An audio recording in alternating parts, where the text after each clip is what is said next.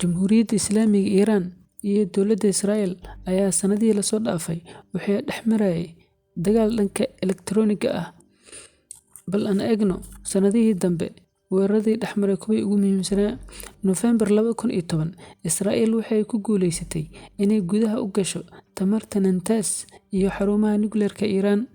Febraayo 2020, Iiraan ayaa sheegtay in ay ka hortagtay weerar dhanka internetka ah oo lagu qaaday adeegyada internetka gudaha Jamhuuriyadda Iiraan.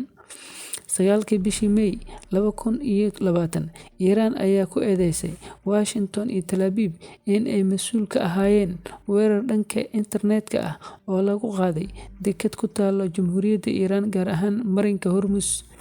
24 bishii Abriil 2020, Israa'iil ayaa Iiraan ku eedeysay inay mas'uul ka tahay weerarada dhanka internetka ah ee lagu bartilmaameedsanayo xarumaha dowladda Israa'iil.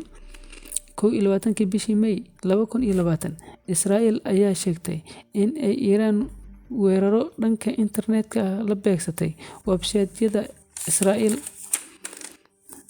May 2020, Iiraan ayaa ku dhawaaqday in xarunta nukleerka ee Natanz iyo goobo badan oo ciidamada Iiraan leeyihiin ay la kulmeen weeraro dhanka internetka ah, waxayna ku eedeysay Mareykanka iyo Israa'iil. Oktoobar 2020, Israa'iil ayaa sheegtay in Iiraan mas'uul ka tahay weerarada dhanka elektaroonigga ah kaasoo lagu qaaday xarumaha muhiimka ah ee Israa'iil sida bangiyada iyo goobaha